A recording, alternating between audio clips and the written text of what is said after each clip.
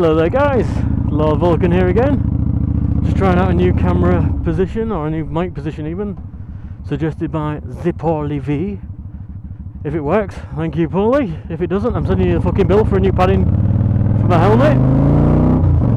Because I'm trying to get rid of all the distortion that's coming through. I don't know if this is going to work, but keep it in the low revs just for now.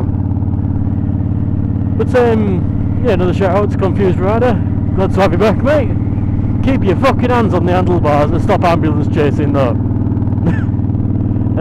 Yeah, today's vlog is kind of, well, for those who don't know, I drive for East Yorkshire Motor Services, which specialise mainly in buses and coaches. I don't know if you've been watching it on Channel 5, Fridays at 8 o'clock. What a bag of shit the programme is. You know, honestly, they focus more on the controllers than they do on the actual drivers. For example, if they'd actually focus on the drivers, they'd realise they've got a lot better stories and they get a lot more action than people sat in a little room in Hull Interchange. For example, in the year that I've been there, I've encountered quite a number of odd people.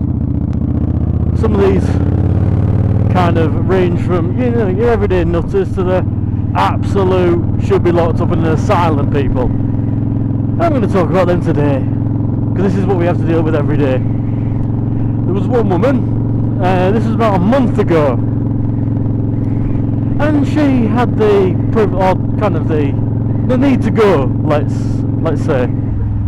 Little old woman sat in Hull City Centre, well, stood in Hull City Centre, and actually we'll drive past it and I'll tell you about it then.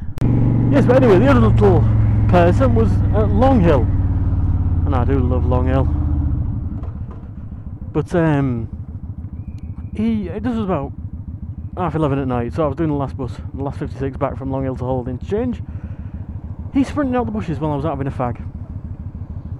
Literally sprinting out, full pelt, ran up to me, he was literally like there, and said, "You'll never guess where I've been," and then sprinted back up into the bushes.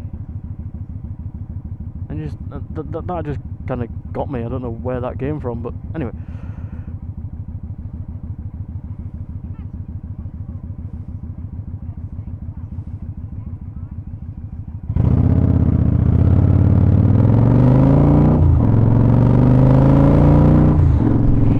I keep expecting him to come back in like a few months in a DeLorean or something, ushering me with him and giving me a life preserver to put on to get continuity.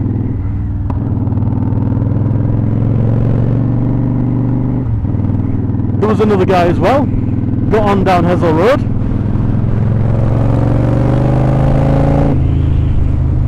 and I could hear this kind of chirping and whistling coming from him, and I said, "Oh, I'm sorry, it's the doors," because I thought it was wind getting through the doors and making them squeak and flap. He went, "No mate, it's alright, I've got budgies in my jacket." And you know what, you just kind of think, no, I've heard that wrong. I went, "Oh yeah, but and he went, "No, look," and he opened his coat and he had about 15 budgies in there, all asleep mind you. 15 budgies just asleep in his coat. Like, you know the way I can describe it is, you know when you're smoking kippers or you're making kippers and they're hung up to dry, that's how he had them, but stood upright on a little bit of a twig inside of his jacket. And I swear I have become a kind of like catnip for MILFs, because they don't seem to leave me alone. Keep on asking me, "Are you single yet?" No, I'm definitely getting married, love, but thank you for the offer. Damn meaningful relationship getting in the way of older women. I've been with an older woman once, and my god, she taught me a few things. Fucking hell, that was a night to remember.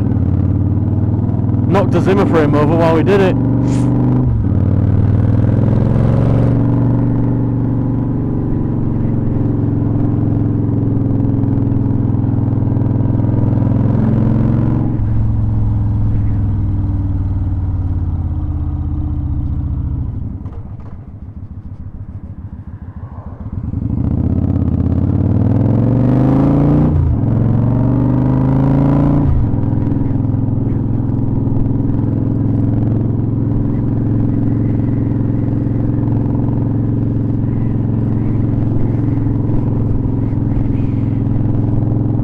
this little old woman,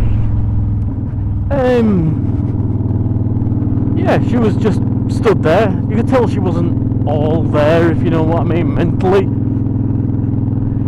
But I just thought to myself, oh, look at that little old woman. With that, dropped her kegs right in the middle of the street and started projectile pissing into moving traffic. And I was in complete disbelief. I've never seen anything like that. But after a while it became quite majestic. You know, like you see Angel Falls and nothing wakes you up better. This was at 9 o'clock in the morning, by the way, I'm just letting you know that now. Than the shimmer of glinting piss flying at your windscreen. And then when I turned the corner, after she'd pissed on my bus, and I mean, she spewed forth like some kind of urinary demon. I had my window open, I could smell it. She definitely had sugar puffs that morning. She went, dirty bastard, as I drove past, because apparently I'd watched her do it. And don't get me wrong, with all the other little old women get on the bus and they call me, oh, hello darling, hello sweetheart, you alright love?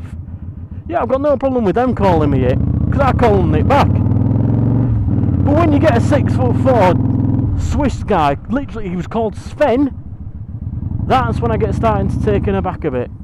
Oh, nice one, green light. Right, so this, coming up here, this is the corner. Don't know if you can see it over there where that tree is on the right hand side.